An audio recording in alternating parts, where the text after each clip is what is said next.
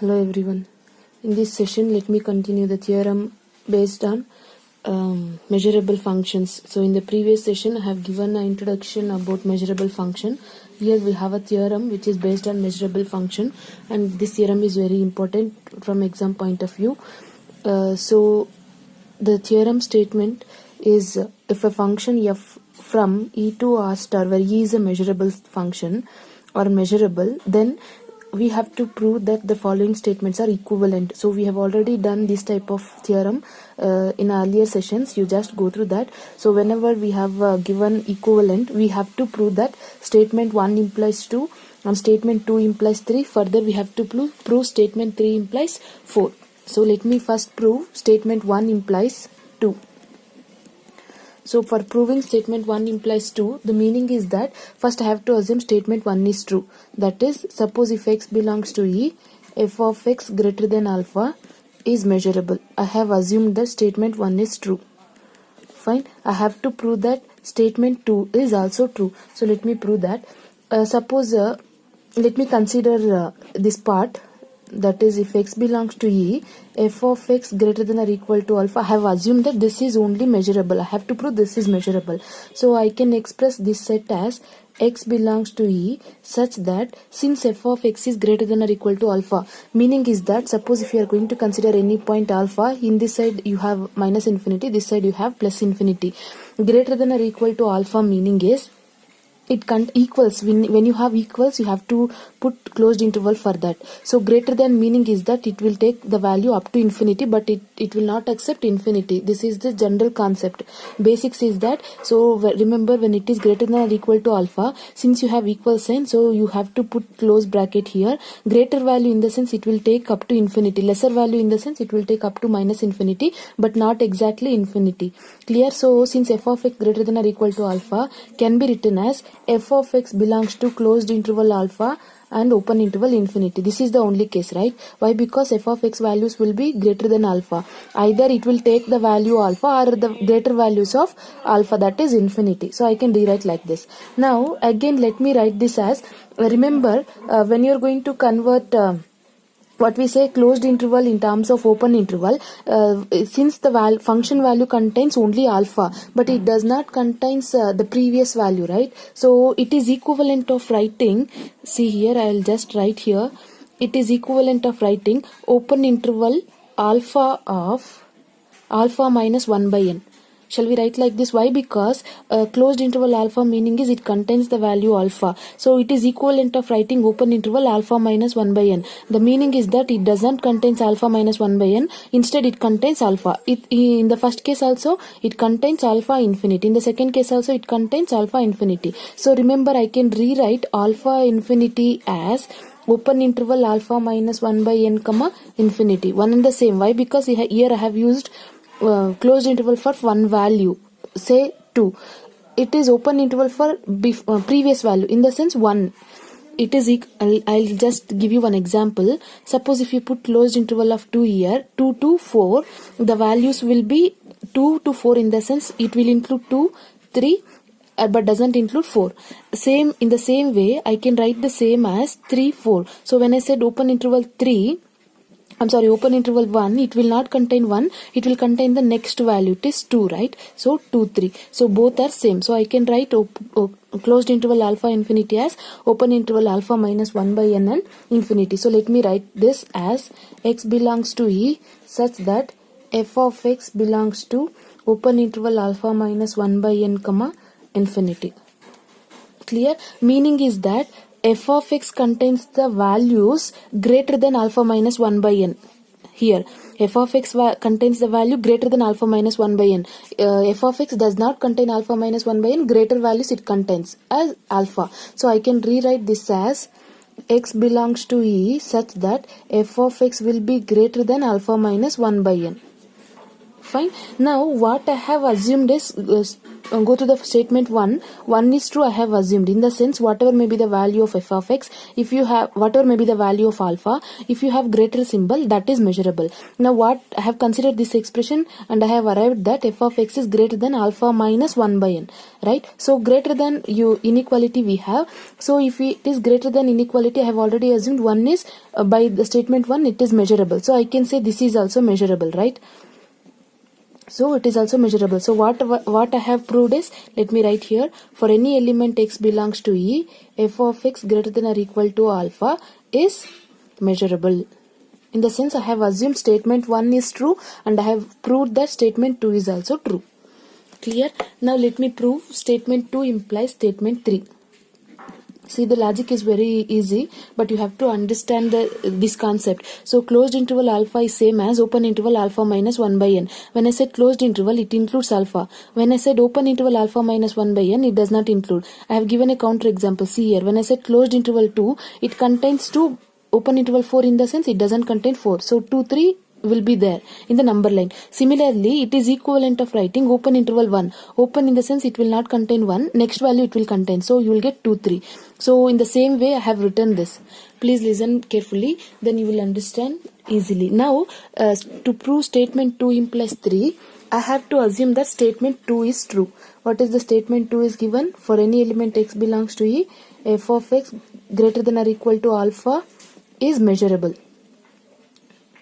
Fine. Now what I have to prove is this is measurable with, as per the definition. See, I can rewrite this statement as, I'll just rewrite here itself, f of x greater than or equal to alpha, in the sense I have already just told you.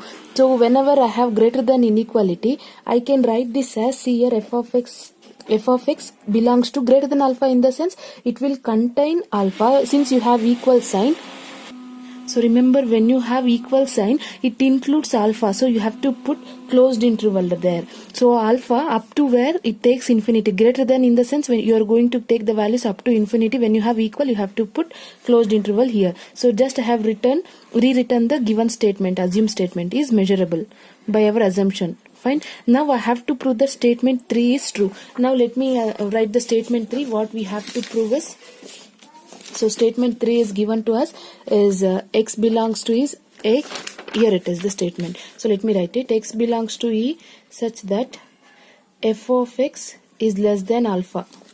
Right? So this is also measurable, we have to prove. I can rewrite this statement as x belongs to E such that f of x, it is just the reverse of the first case. So when f of x less than alpha, suppose if this is the real number line, here you have minus infinity plus infinity. Greater in the sense you have to take this interval. So lesser in the sense you have to take minus infinity and alpha. Am I correct? So alpha will not be included in this interval since it is already included in the first interval. I have already explained this concept. Remember, I can rewrite this number line as, see, this portion is closed interval alpha and infinity. This portion is minus infinity comma alpha. Open interval for both. Why? Because alpha is already included here. So there is no common element in between. And moreover, remember they are complement to each other.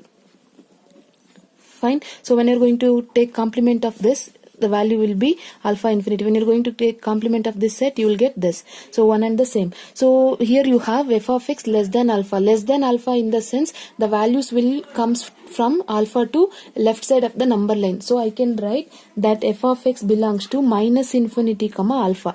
Less than in the sense I have to take this value. It is minus infinity comma alpha. I have written here. Clear? Now I can rewrite this set as x belongs to E such that f of x, since if f of x belongs to minus infinity alpha, I can write minus infinity alpha as closed interval alpha, open interval infinity, complement. One and the same. Why? Because I have already told you they are complement. So this set can be written as closed interval alpha comma infinity complement. Equivalent of minus infinity alpha is same as complement of alpha infinity, closed interval alpha and open interval infinity. Fine. Now what we have expressed is f of x belongs to closed interval alpha infinity, whole complement is measurable. Right? Why? Because what I have assumed is, the meaning of this statement is, let me write here, x belongs to E, f of x less than alpha is equal to x belongs to E, f of x belongs to closed interval alpha. Meaning is, f of x will be taking the values greater than or equal to alpha, right? It will include alpha, also it is greater than or equal to alpha. F of x will be greater than or equal to alpha. Meaning of this statement is, suppose if you have open interval here, I can write it is greater than alpha. Since you have closed interval, I have to write equal here. So meaning of the statement is f of x will be greater than or equal to alpha. Now as per our assumption, f of x greater than or equal to alpha is measurable. That is what we have assumed from the statement 2. So we have arrived that this expression will be equal to this expression. That is, I can write it is measurable. So conclusion is that therefore x belongs to E, f of x less than alpha is measurable.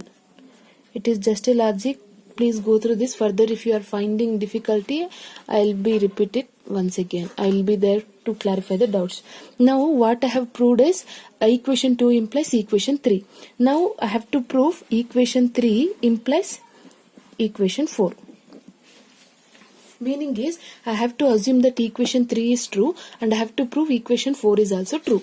Let me take equation 3. What we have, it is given in the problem that x belongs to E, f of x less than alpha is measurable. So what I have to prove is 4, that is x belongs to E, f of x less than or equal to alpha is also measurable. Now I will manipulate this statement. You just see how can we write this as x belongs to E such that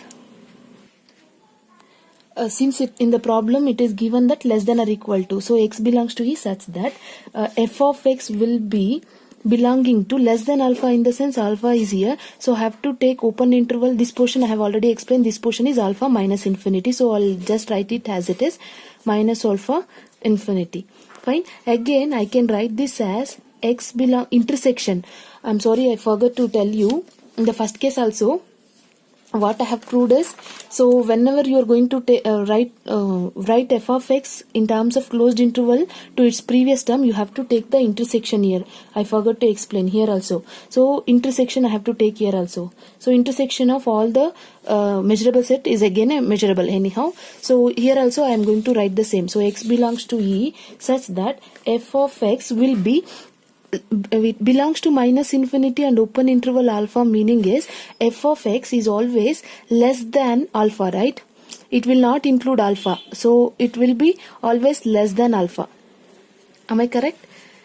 So less than alpha, I can write it is n is equal to 1 to infinity. So I have taken all those collections. Now look at the assumption what we have made, f of x less than alpha is measurable. So intersection of all those collection is also measurable.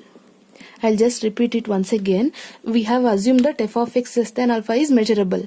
Now I have to prove this is also measurable, that is less than or equal to. How can we write f of x less than or equal to alpha?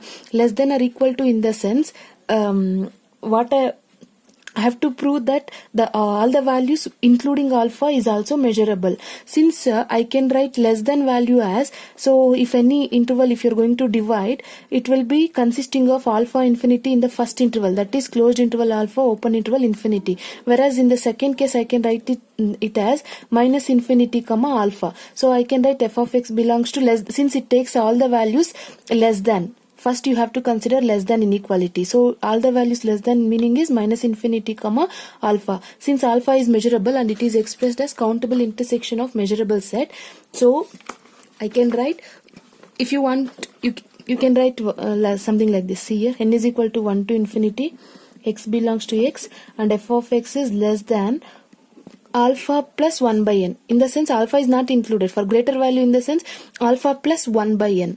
Clear? Just the next value of alpha, it is also measurable. So what I have proved is, let me write LHS, x belongs to E, f of x less than or equal to alpha is a measurable set. So 4 we have arrived.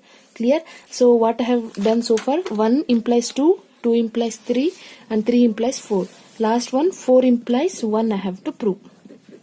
Let me assume statement 4 is true and I have to prove 1 is also true. Let me write the statement 4. It is given x belongs to E such that f of x less than or equal to alpha is measurable.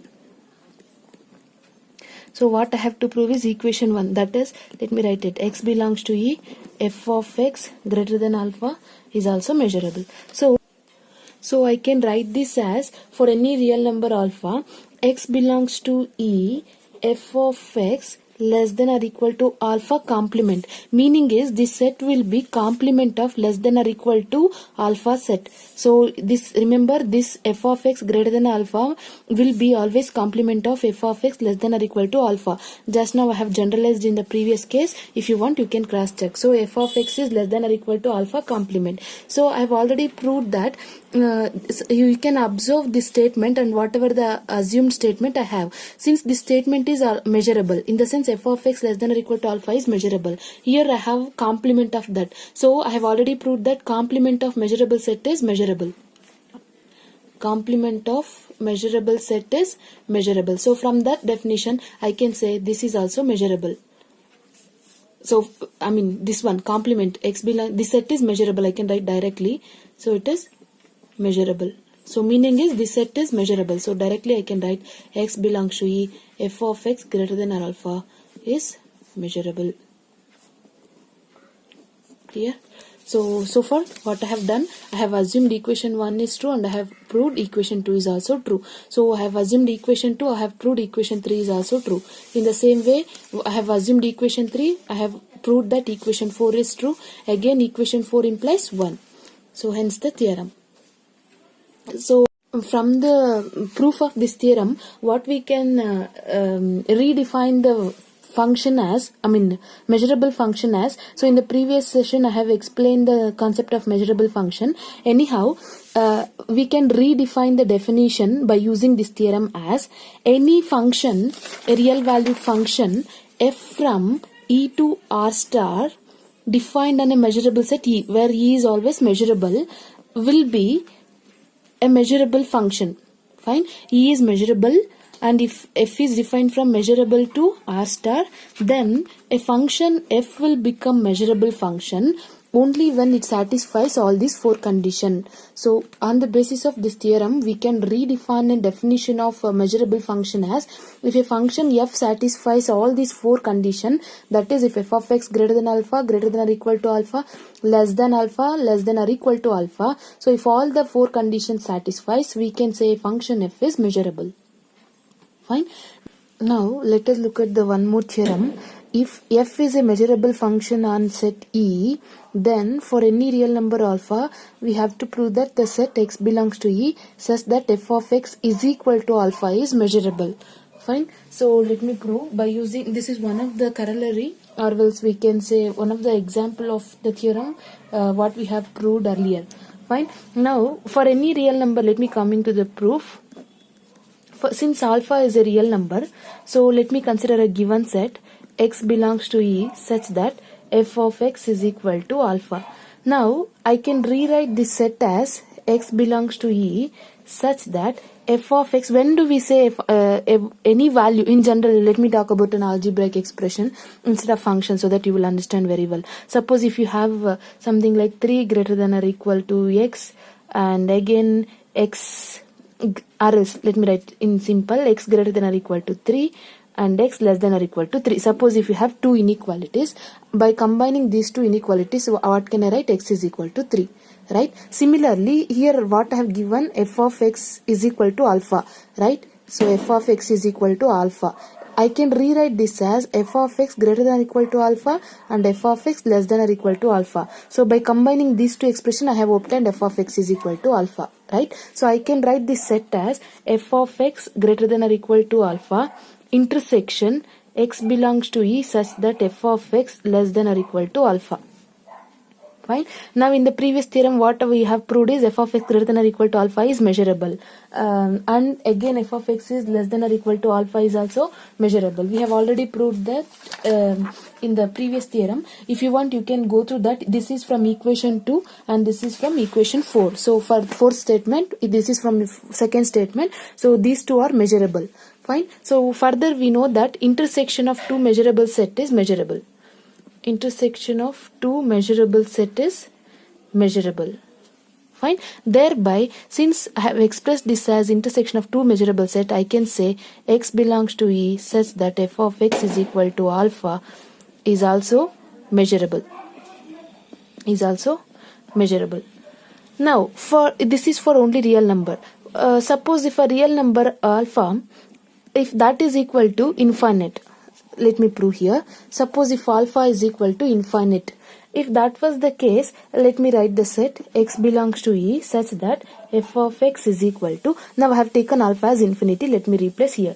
Infinity meaning is whenever I have f of x is equal to infinity, I can write it as collection of all the values of f of x greater than n. Remember, when you have f of x is equal to infinity, I can write that as f of x greater than n.